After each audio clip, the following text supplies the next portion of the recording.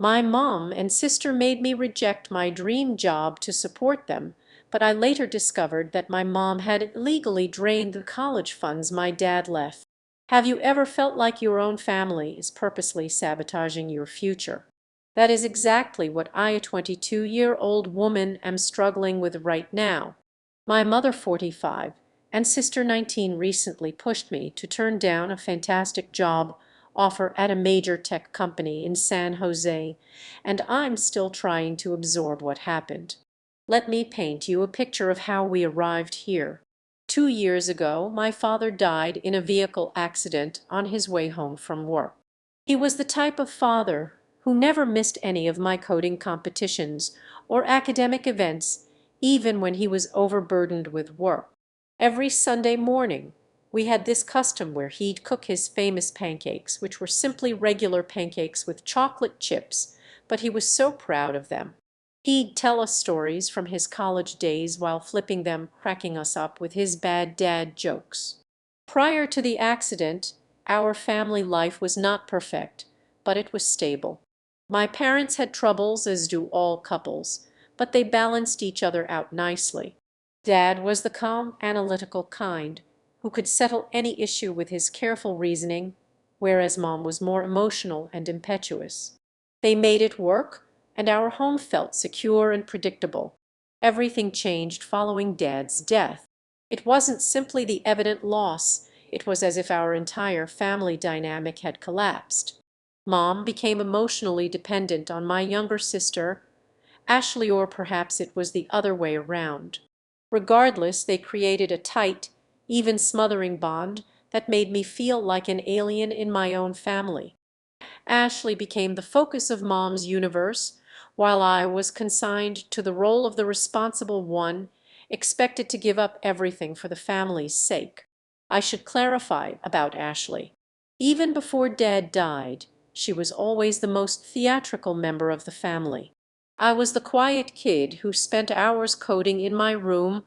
Dad used to balance Mom's tendency to accommodate Ashley's every desire, but now he was gone. There was no one to provide a reality check. Their relationship evolved gradually, but unmistakably. Ashley's little crises escalated into family emergencies. When she didn't make the cheerleading squad in her senior year of high school, her mother let her miss school for a week and maxed out her credit card with comfort items. When she didn't get into her first choice institution, Mom spent 2 weeks calling administrators and even applying for a loan to make a donation to the school. Meanwhile, I tried to keep everything together. I maintained a 4.0 GPA in computer science, worked part-time at the university's department to help pay bills, and cared for my younger brother, Tommy, 10. Tommy is such a sweet kid. He's the only one who still sees me as a real person rather than a tool to be utilized when necessary. I graduated from college this year with a computer science degree, and against all odds, I received an incredible job offer from one of San Jose's top businesses. The interview process was grueling, with 6 rounds of technical interviews, coding challenges, and behavioral tests. I prepared for months, staying up late to learn algorithms and data structures while also fulfilling my family responsibilities. When I received the offer letter, I couldn't believe my eyes. The base salary was $125,000, plus a signing bonus and stock options that made my head spin. This wasn't simply a job, it was an opportunity to establish a legitimate career and possibly even aid my family financially. Once I was established, I could finally repay all of my student loans, which Mom couldn't co-sign for because she was too busy paying off Ashley's shopping bills. But last week, Mom entered my room with that expression on her face, as if she were about to explode a bomb that would destroy everything. She sat on my bed, took up the plush penguin Dad bought me for my 16th birthday, one of the few things I still have from him, and said, "Olivia, we need to talk about your job offer." My stomach immediately sank. She went on to tell me that Ashley was struggling with her first year of college and needed to take a vacation.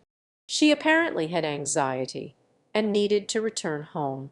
This entailed additional expenses which Mom couldn't handle alone. She advised me to ignore the San Jose offer and seek a local job instead so that I could help with the finances and care for Tommy. Ashley's worry manifests itself mysteriously. When things don't go her way, she had no issue performing in a 3-hour dance showcase last month. She can spend hours at parties with her friends, documenting every second on Instagram, yet she supposedly has panic attacks when it's time to study for tests. I tried to reason with Mom. I spent hours showing her my financial plans, explaining how I would send money home once I had settled in, and even promising to assist Ashley in finding resources for her purported mental health difficulties. But Mom wouldn't hear it. Family comes first. She kept stressing, as if my desires and goals were not important to the family's well-being. What is the worst part? While I was talking with Mom, Ashley was in her room sharing images of her recent shopping trip on Instagram. The same sibling who claims she is too anxious to continue college spent hundreds of dollars on new clothes and makeup. I saw the receipts in her email. Yes, we have a family computer. She spent $876. I was the strong one in this family, which meant that my feelings and dreams were irrelevant. The following days were a flurry of anxiety and desperate planning. I contacted my college advisor, who was outraged by the scenario but couldn't provide much assistance. I called the company's HR department to explain my predicament and request additional time. Without family assistance or a co-signer for an apartment contract in San Jose, my options were quickly dwindling. I even attempted to appeal to Mom's sensible side. I produced a detailed spreadsheet demonstrating how my San Jose salary would benefit the family more in the long run than a local job paying half the amount.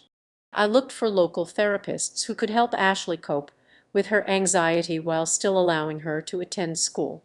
I volunteered to schedule regular video conversations with Tommy to stay involved in his life. Nothing worked. How did Mom respond? Your father would be so disappointed in you for being so selfish. It's done more than anything else. Dad was the one who bought my first computer, stayed up late to help me debug my first programs, and always encouraged me to dream big. Using his memory to control me seemed like a new low. That's when something unexpected occurred. My Uncle James, 42, Dad's younger brother, arrived abruptly at our doorstep yesterday. He's always been the cool uncle who pays attention, but we hadn't seen much of him since Dad's burial. He had apparently been trying to call Mom for weeks, but she was ignoring him. He looked at my face and knew something was amiss. While Mom was preoccupied with Ashley's current crisis, she was crying because someone had unfollowed her on Instagram. Uncle James and I sat on the back porch where Dad used to educate me about constellations on clear evenings. I told him everything about the job offer, Mom's demands, Ashley's spending habits, and how I felt as if my future was slipping away. Tommy came out to join us as I was speaking, cuddling up next to me as he often does when he notices I'm angry. He's incredibly perceptive for a 10-year-old. Tommy inherited Dad's quiet brilliance and empathy, while Ashley inherited Mom's dramatic tendencies. Since Dad's death, he has been my primary source of genuine affection in this house. Instead of simply sympathizing, Uncle James had a determined expression in his eyes similar to how Dad would appear when he was solving a problem. "Your dad would never have wanted this for you," he replied, his voice firm but gentle. Then he made me an offer that would change everything. He has a guest house near his business in a city about an hour from San Jose, and he's prepared to let me stay there for free until I get established. He even offered to co-sign any required loans. While we were conversing, I received a text from my probable future manager at the. She stated she was impressed with my interviews and was excited to have me on the team. They are working on several cutting-edge initiatives that are completely aligned with my interests. Reading that message while sitting next to the one adult who seemed to care about my future felt like the universe was sending me a signal. For the first time in weeks I felt hopeful. However, when we informed Mom about this possibility, she exploded. The transition was sudden and frightening. She transformed from the passive-aggressive manipulator I had become accustomed to into someone I hardly knew. She accused me of leaving my family, called me selfish, and then dropped a bombshell I didn't see coming. "You're just like your father, always putting yourself first." Uncle James intervened quickly, telling Mom she was out of line. He reminded her that Dad had worked tirelessly to support this family, that he had taken the late shift at work, the one he was driving home from when the tragedy occurred, to pay for Ashley's dance lessons. The fight that followed was heated, with Ashley joining in to call me selfish and Tommy crying the corner. The things Mom said during that dispute indicated a lot about how she truly regards me. Apparently, I was always difficult, even as a child. My concentration on academics, rather than socializing, was unusual. Even my decision to study computer technology rather than something more suitable for a girl was indicative of my defiance. It seemed as if years of animosity had finally been released. I'm currently sitting in my room surrounded by half-packed boxes. Uncle James demanded I begin packing just in case, and I'm now trying to figure out what to do next. On one side of my laptop screen, there is a job offer letter. On the other, there are San Jose apartment ads. The deadline is tomorrow at 5:00 p.m. Pacific Standard Time.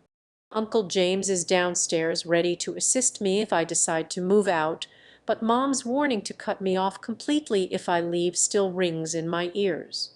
Tommy left a note under my door a few minutes ago.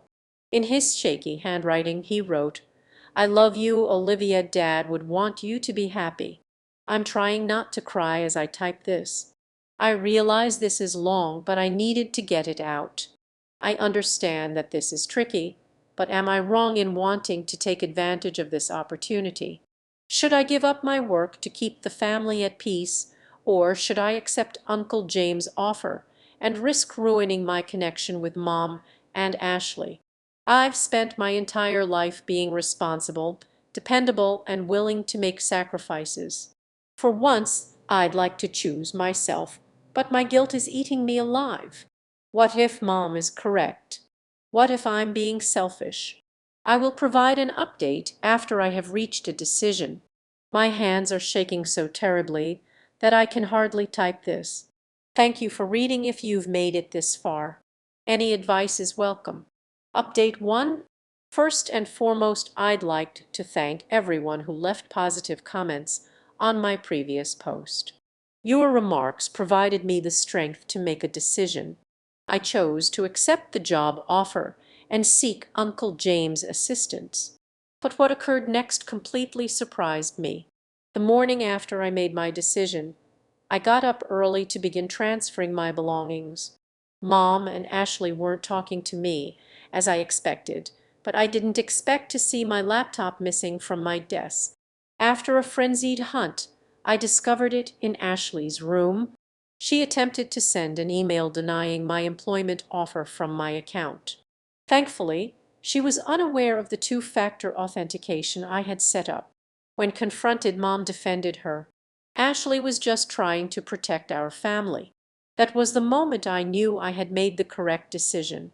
Uncle James helped me load everything into his vehicle while Mom and Ashley watched from the window, not even coming down to say goodbye.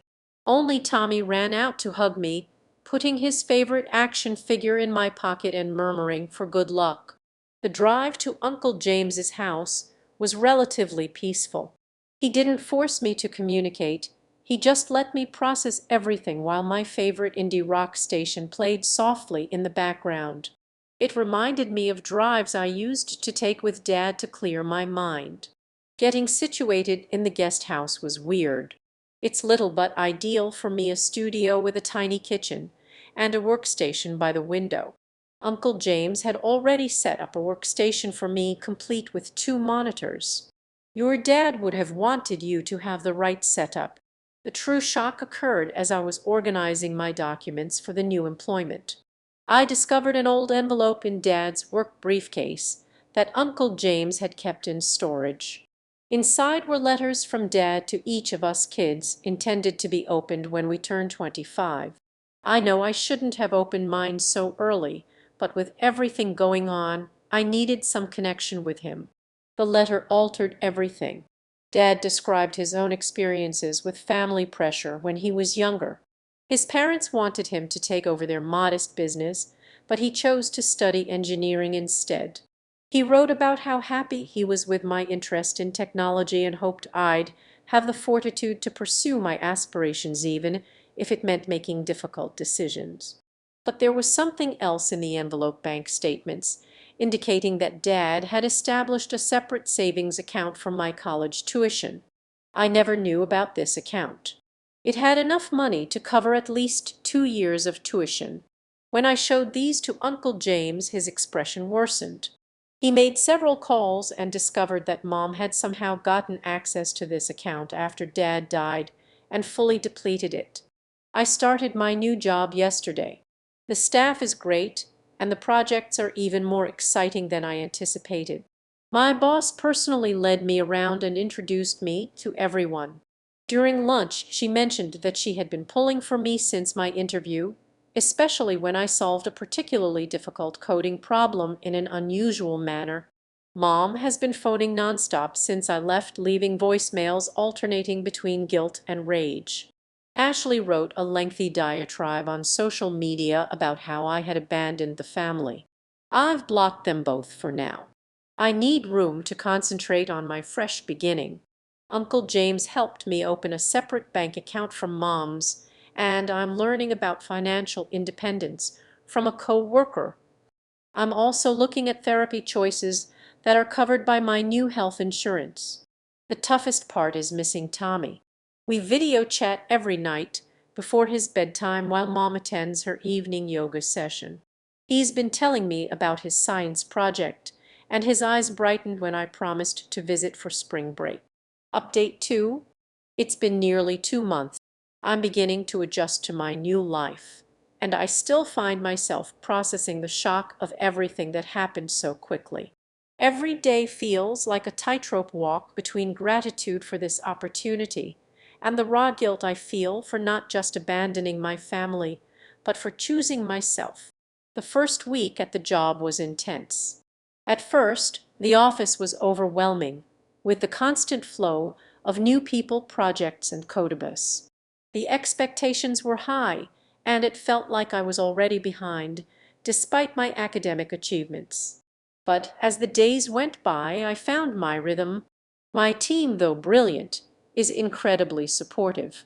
The senior developer who's been mentoring me, Martin, is an absolute gem. He's been giving me small tasks to complete, offering tips, and guiding me when I get stuck on more complex coding problems. Every time I send him a solution, there's a little burst of pride in me, knowing I'm on the right track. And for the first time in months, I've felt useful again. It's strange how much I didn't realize I was craving a sense of contribution outside of my family. It's liberating, but it's also emotionally exhausting. There are days when I feel like I've spent the entire day in a haze of work, moving from one task to another with barely any time to think. But in a way, it's a welcome distraction. It keeps me focused, and that's a blessing, considering the emotional roller coaster I've been on since I left. The hardest part, though, the hardest part is knowing I'm not there for Tommy. I think about him every day, about his voice, his excited little stories about his school days, how he would sneak into my room and sit with me while I was coding. Even now, as I type this, I can't help but imagine him running in with his goofy grin, asking me if I can make him one of those touchy things from the extra circuits I keep. I still send him texts every night, but it's just not the same.